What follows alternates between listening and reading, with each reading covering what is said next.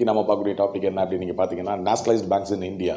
அதை பற்றியும் அதனுடைய வரலாறு பற்றியும் நம்ம இன்றைக்கி பார்க்க போகிறோம். சரி, நேஷனலைஸ்டு பேங்க்ஸ் அப்படிங்கிறது எப்போ இருந்து வந்தது அப்படின்னு நீங்கள் பார்த்தீங்க அப்படின்னா நம்ம எல்லாருக்கும் தெரியும். 1947 ஆகஸ்ட் 15ஆம் தேதி நம்மளுடைய நாடானது என்ன பண்ணோம் அப்படின்னா சுதந்திரம் வாங்கினோம். இதை பின்தொடர்ந்து 1950 ஜனவரி 26ஆம் தேதி இந்திய நாடு வந்து ஒரு குடியரசு நாடாக மாறியது. அதுக்கப்புறம் நம்ம என்ன பண்ணோம் அப்படின்னு பார்த்தீங்கன்னா நம்மளுடைய பொருளாதாரத்தை முன்னேற்றக்கூடிய எண்ணத்தில் நாம் என்ன பண்ண ஆரம்பித்தோம் அப்படின்னா 5 இயர் பிளான் 1 இயர் பிளான் அப்படின்லாம் நம்ம போட ஆரம்பித்தோம். அப்போது நம்மக்கிட்ட நம்ம நாட்டில் வந்து பணம் இல்லாத காரணமாக ஒரு பெரிய குறையாக இருந்தது. ரைட்டுங்களா? ஸோ இந்த பணத்தை எப்படி கொண்டு வரலாம் அப்படின்னு அரசாங்கம் சிந்திக்கும் போது முதல்ல தோன்றிய ஒரு ஐடியா தான் என்ன அப்படின்னு பார்த்தீங்கன்னா இந்த தேசியமயமாக்கப்பட்டது அப்படின்னு சொல்கிறோம். இந்த தேசியமயமாக்கப்பட்ட வங்கி அப்படிங்கிறது எப்போ முதல்ல வந்தது அப்படின்னு பார்த்தீங்கன்னா முதல்ல நம்ம இண்டிபெண்டன்ஸ்க்கு பிறகு முதல்ல நம்ம தேசியமயமாக்கப்பட்ட வங்கி வந்து RBI தாங்க.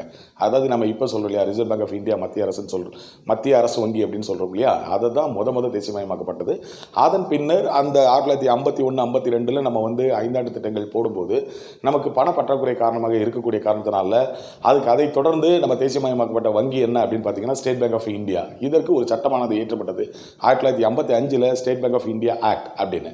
இதன் கீழே ஸ்டேட் பேங்க் ஆஃப் இந்தியானுடைய துணை வங்கிகள் அப்படின்னு சொல்லக்கூடிய ஒரு 7 வங்கிகள் 1960 தேசியமயமாக்கப்பட்டது. அதைத் தொடர்ந்து நம்மளுடைய முன்னாள் பிரதமர் இந்திரா காந்தி அவர்கள் இருக்காங்க இல்லையா, அவங்க இந்த பணத்தை நம்ம வந்து எப்படி கொண்டு வரலாம், நம்மளுடைய பொருளாதார வளர்ச்சிக்கு வந்து நாட்டுக்கு தேவையான பணத்தை எப்படி கொண்டு வரலாம் அப்படின்னு சொல்லி பிளான் பண்ணும்போது 1969ஆம் ஆண்டு ஜூலை மாதம் 19ஆம் தேதி என்ன பண்ணாங்க அப்படின்னு பார்த்தீங்கன்னா ஒரு 14 பெரிய கமர்ஷியல் பேங்க்ஸை வந்து என்ன பண்ணாங்கன்னா தேசியமயமாக்கப்பட்டாங்க. இதுக்கு என்ன கிரைட்டீரியா நீங்கள் ஃபாலோ பண்ணாங்க அப்படின்னு பார்த்தீங்கன்னா எந்த ஒரு வங்கியில் 50 கோடி ரூபாய்க்கு மேலே டெபாசிட் இருக்கோ அந்த வங்கியை அரசு தன் உடைமையாக்கப்பட்டது. இந்த காலகட்டத்தில் என்ன பார்த்தீங்கன்னா ஏறத்தாழ ஒரு 400 வங்கிகள் தனியார் மயமாக இருந்தது. ஆனால் எந்த ஒரு தனியார் வங்கியும் என்ன பண்ணலை அப்படின்னு நீங்கள் பார்த்தீங்கன்னா பொதுநலம் கருதி இல்லை நாட்டுக்கு தேவையான பணத்தையே கொடுக்குற மாதிரி ஐடியாவில் அவங்க இல்லை. அவங்க பண்ணது எல்லாமே தன்னலம் தான் மட்டும்தான் இருந்தது. அதாவது அவங்களை சார்ந்ததோ இல்லைனா ஒரு துறையை சார்ந்ததோ ஒரு சமுதாயத்தை சார்ந்ததோ இதை சார்ந்து தான் அந்த தனியார் வங்கி எல்லாமே செயல்பட்டு கொண்டு இருந்தது. இதை தொடர்ந்து அதுக்கு அடுத்த கட்டமாக என்ன பண்ணாங்க அப்படின்னு பார்த்தீங்கன்னா 1980 மறுபடியும் ஒரு 6 பேங்க்கை வந்து என்ன பண்ணாங்க தேசியமயமாக்கப்பட்டாங்க. ஸோ இந்த தேசியமயமாக்கப்பட்ட பிறகு நம்மளுடைய அந்த பேங்கிங் இண்டஸ்ட்ரியில இந்த பேங்கிங் பிஸ்னஸ் அப்படின்னு நம்ம சொல்கிறோம் இல்லையா, அதில் 91% வந்து நம்மளுடைய மத்திய அரசாங்கம் கையில் வந்துருச்சுங்க. சரி, இதனுடைய தேசியமயமாக்கப்பட்டதன் கீழ் எத்தனை வங்கிகள் வந்தது அப்படின்னு நீங்கள் பார்த்தீங்கன்னா அதனுடைய பேரை நம்ம இப்போ பார்க்கலாம்.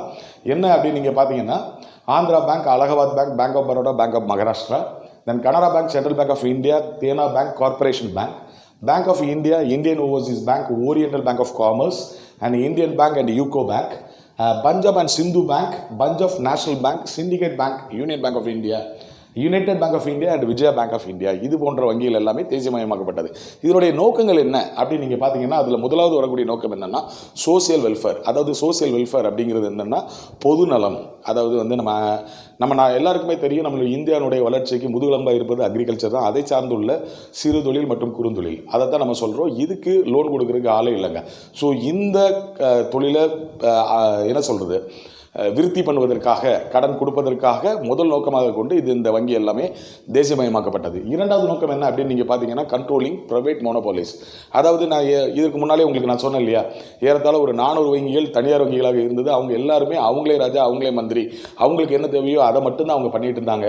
ஸோ அவங்களுடைய மோனோபோலியை குறைக்கணுங்கிறது இதனுடைய ரெண்டாவது நோக்கமாக இருந்தது. மூணாவது நோக்கம் என்ன அப்படின்னு நீங்கள் பார்த்தீங்கன்னா அந்த எக்ஸ்பென்ஷன் ஆஃப் பேங்கிங் அப்படின்னு சொல்லுவாங்க. அதாவது இந்தியாவில் 4 பக்கமும், அதாவது வடக்கே தெற்கே கிழக்கே மேற்கே அப்படின்னு சொல்லி அனைத்து இடங்கள்லையுமே வந்து பேங்கிங் ஃபெசிலிட்டிங்கிறது எல்லா மக்களுக்கும் கிடைக்கக்கூடிய நோக்கத்தில் அந்த பேங்கை எக்ஸ்பென்ஸ் பண்ணுங்கிறது வந்து 3வது நோக்கமாக இருந்ததுங்க. 4வது நோக்கம் என்ன அப்படின்னு பார்த்தீங்கன்னா ரெடியூசிங் ரீஜனல் இம்பேலன்ஸ் அப்படின்னு சொல்லுவாங்க. அதாவது வந்து ஒரு பகுதி வளர்ந்து இன்னொரு பகுதி வளராமல் இருந்தால் நாடு முழு வளர்ச்சி பெறாது. ஆகையினால எல்லா இடங்களிலும் சரியாக அதை சீராக ஒரு வளர்ச்சி பெறக்கூடிய நோக்கத்தில் இந்த பேங்க் எல்லாம் நேஷனலைஸ் பண்ணாங்க. 5வது என்ன அப்படின்னு நீங்கள் பார்த்தீங்கன்னா டெவலப்பிங் பேங்கிங் ஹேபிட். அதாவது வந்து மக்கள் மத்தியில் வந்து வங்கி எப்படி பயன்படுத்தணும், சேவிங் எப்படி கொண்டு வரணும், டெபாசிட் எப்படி கொண்டு வரணும், அதன் மூலமாக லோன் எப்படி உருவாக்கப்படுது அப்படிங்கிற அந்த ஹேபிட் எல்லாமே என்ன பண்ணாங்க அப்படின்னா இதனுடைய உருவாக்கக்கூடிய நோக்கத்தில் நேஷனலைஸ் பண்ணாங்க. 6வது என்ன அப்படின்னு பார்த்தீங்கன்னா இது ரொம்ப முக்கியமானது.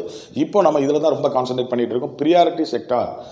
பேங்கிங் அப்படின்னு சொல்லுவாங்க. இந்த ப்ரியாரிட்டி செக்டர் பேங்கிங் அப்படின்னா என்ன அப்படின்னா, நம்மளுடைய நாட்டு வளர்ச்சிக்கு தேவையான முக்கியமான துறை, அதாவது வேளாண்மை துறையாக இருக்கலாம், ரோடு போடலாம், டேம் கட்டலாம், ரெண்டாவது வந்து இன்ஃப்ராஸ்ட்ரக்சர் டெவலப் பண்ணுறது, எஜுகேஷன் இண்டஸ்ட்ரி இம்ப்ரூவ் பண்ணுறது, மெடிசன் ஃபீல்டு இருக்கு இல்லையா, இதெல்லாம் இம்ப்ரூவ் பண்ணக்கூடிய நோக்கத்தில் தான் இந்த ப்ரியாரிட்டி செக்டார் என்னென்ன அப்படிங்கிறது அதை வந்து அவங்க கிளியராக டிஃபைன் பண்ணி அதுக்கு லோன் கொடுக்குறது இது முக்கியமான ஒரு நோக்கமாக வச்சுருக்காங்க. ரைட். இதில் இருக்கக்கூடிய நமக்கு பெரிய அட்வான்டேஜ் என்ன அப்படின்னு நீங்கள் பார்த்தீங்கன்னா, இந்த நேஷனலைசேஷன் பண்ணதுனால நமக்கு கிடைக்கக்கூடிய பெரிய அட்வான்டேஜ் என்ன அப்படின்னு நீங்கள் பார்த்தீங்கன்னா, கிரெடிட் கண்ட்ரோல் அப்படின்னு நம்ம சொல்கிறோம் இல்லையா, அந்த கடன் கொடுக்குறாங்க இல்லையா, அதனுடைய கண்ட்ரோல் முழுமையாக வந்து கவர்மெண்ட் கையில் இருக்கும். அதாவது ரிசர்வ் பேங்க் ஆஃப் இந்தியா கையில் இருக்கும். எதுக்கு கடன் கொடுக்கலாம், எதுக்கு கடன் கொடுக்கக்கூடாது, அன்ப்ரொடக்டிவ்னஸ், அதாவது வந்து முன்னாடிலாம் கடன் எதுக்கெலாம் கொடுத்தாங்கன்னா கோயில் கூட கொண்டாடுறதுக்கு, இல்லை கல்யாணத்துக்கு, இந்த மாதிரி விஷயங்களுக்கெல்லாம் கடன் கொடுத்தாங்க. இப்போ அந்த மாதிரிலாம் இல்லை. ஒரு ப்ரொடக்டிவான பர்பஸ்க்கு மட்டுமே கடன் கொடுக்கக்கூடிய காரணத்தினால என்னுடைய கம்ப்ளீட் அந்த கிரெடிட் கண்ட்ரோல் யார் பக்கத்தில் இருக்குது அப்படின்னு நீங்கள் பார்த்தீங்கன்னா, நம்மளுடைய மத்திய அரசாங்கம் கையிலையும் அந்த ரிசர்வ் பேங்க் ஆஃப் இந்தியா அது கையில் தான் இருக்குது. இப்போது ரீசெண்டாக என்ன அப்படின்னு பார்த்தீங்கன்னா, பேங்கிங் இண்டஸ்ட்ரியே இல்லாத அளவுக்கு ஒரு பெரிய சேஞ்ச் பண்ணாங்க. எதனால் அப்படின்னு பார்த்தீங்கன்னா, இந்த கொரோனா COVID-19 அந்த பேண்டமிக் அப்படின்னு சொல்ல முடியாது, அந்த தொற்று நோயின் காரணமாக என்ன பண்ணாங்க அப்படின்னா, பல பெரிய வங்கிகளை என்ன பண்ணாங்க அப்படின்னா ஒரு சில வங்கிகளோடு இணைத்து விட்டாங்க. அதில் என்ன முதல் இடம் அப்படின்னு பார்த்தீங்கன்னா, அந்த ஓரியண்டல் பேங்க் ஆஃப் காமர்ஸும் யுனைடெட் பேங்க் ஆஃப் இந்தியாவும் என்ன பண்ணாங்க அப்படின்னா பஞ்சாப் நேஷனல் பேங்கோட இணைக்கப்பட்டது.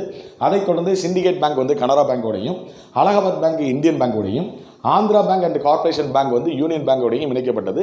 இதன் பின்னர் வந்து ஒரு பெரிய, அதாவது ஏப்ரல் 1 2020 இதே மாதிரி செயலாற்ற தொடங்கினாங்க. இதற்கு பிறகு ஒரு பெரிய 6 இண்டிபெண்டன்ட் பேங்க் இருக்குது அப்படின்னா அது என்னெல்லாம் அப்படின்னு பார்த்தீங்கன்னா, bank of India, bank of Maharashtra, central bank of India, Indian overseas bank and Punjab bank and UCO bank. இந்த 6 வங்கிகள் தான் இப்போ ஒரு பெரிய ஒரு இண்டிபெண்டன்ட் பேங்காக செயல்படுதுங்க. ஸோ இன்றைக்குள்ள செஷனில் உங்களுக்கு வந்து நேஷனலைசேஷன் ஆஃப் பேங்க்னா என்ன அப்படிங்கிறது தெரியும், அதனுடைய வரலாறு தெரிஞ்சது, பின்புலம் தெரிஞ்சது. இது உங்களுக்கு ரொம்ப பயனுள்ளதாக இருக்கும்னு நாங்கள் நம்புகிறோம். ஸோ இந்த வீடியோ உங்களுக்கு பிடிக்கிற பட்சத்தில் லைக் பண்ணுங்கள், உங்கள் நண்பர்களுக்கு ஷேர் பண்ணுங்கள், சப்ஸ்கிரைப் பண்ணாதவங்க மறக்காமல் பெல் பட்டன் அமைக்கி சப்ஸ்கிரைப் பண்ணுங்கள். அடுத்த வீடியோவில் இன்னொரு டாப்பிக்கோடு வந்து உங்களை சந்திக்கிறேன். அதுவரை உங்களிடமிருந்து விடைபெறுவது உங்கள் அண்ணன் முத்துக்குமார். நன்றி.